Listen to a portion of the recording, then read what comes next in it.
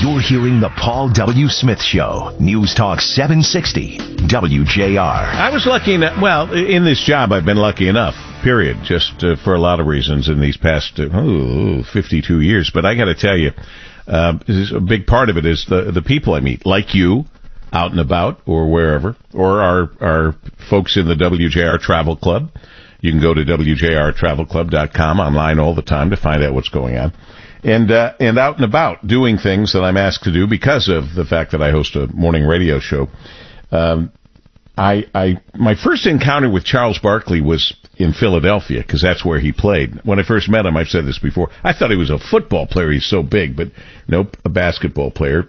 Now he's a commentator on the air. But one time in Toledo at what was then called the Jamie Farr LPGA Classic, now the Marathon LPGA Classic presented by Dana, I was playing in the Pro-Am and got hooked up with Charles Barkley, and I don't remember who the professional golfer was, but I got to spend some time with Charles, got to know him a bit. We went out to lunch afterwards, and along the way I picked up on his philosophy. He was mostly conservative back then. I haven't agreed with everything he thinks or says, but pretty interesting, even though he's a showman, if you listen to some of the things he says. And what he has said most recently is getting some news coverage, and that is, quote Charles Barkley, "I think most white people and black people are great people.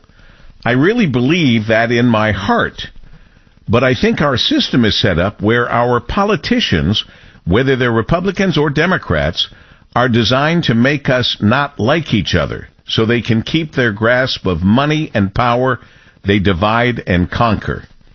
Pretty interesting observation from Charles Barkley. And there's no question that the poisonous political environment we're living in is bipartisan, meaning there's plenty to blame on both sides, and it keeps our employees, our politicians, from getting things done oftentimes.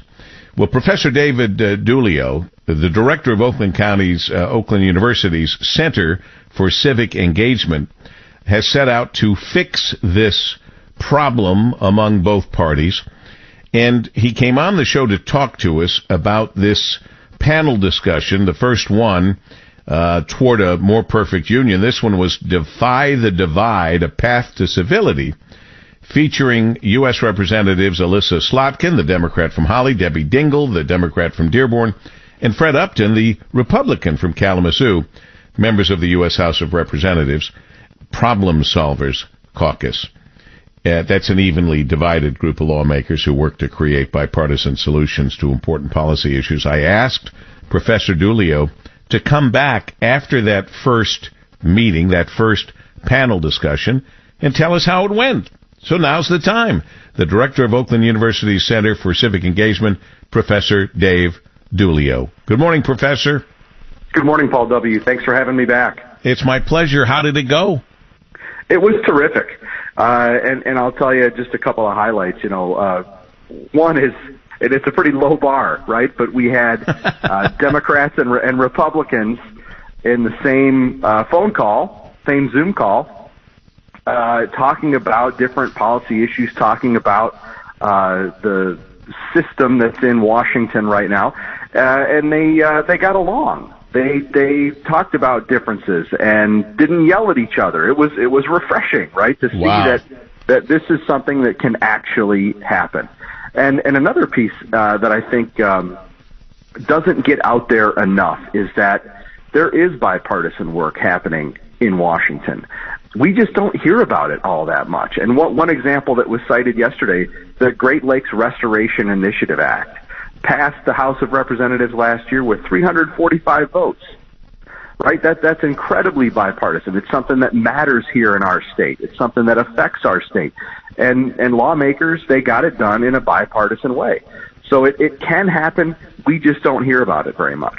Well, we don't. And because getting along and accomplishing things doesn't always make it to the quote-unquote front page in the news. It's when they don't get along and don't accomplish things that it's the screaming headlines, frankly. And that goes for radio, television, and, of course, newspapers. And part of the problem, and Professor Dulio, you've probably seen it, there are a lot of people out there now who don't like it when both sides get along. They somehow think that is a failure on the part of their side. And that's a problem too, isn't it? I think that is a real issue, and it's a fact that there are some groups of Republicans and Democrats who don't want their side to compromise, right? That want them to dig in, want them to be ideologically pure, if you will, and that doesn't create an atmosphere where that compromise can happen, where that bipartisan work can happen, that will likely result in a more accepting result in terms of the policymaking process. And that's not a criticism of those folks, right? That, you know, you can want your side to have that to have that ideal policy position. And sometimes that works, sometimes it doesn't. But when you're dug in 100% of the time, you have no chance of working with the other side. Right, and nothing gets done. And everyone has to be aware of that so much time is spent fighting each other and making sure the other side doesn't get their way, so to speak, that we end up with this gridlock where nothing gets accomplished. And we're paying these people to get things done for us. Absolutely, and the term gridlock has been around for decades, and it has been heightened by the fact that we're now in this polarized era. But, you know, frankly, the system that we have set up for us that is full of checks and balances and shared powers at the federal level, but also at the state level, sets us up to fail in a lot of ways, right? Where so many things have to go right.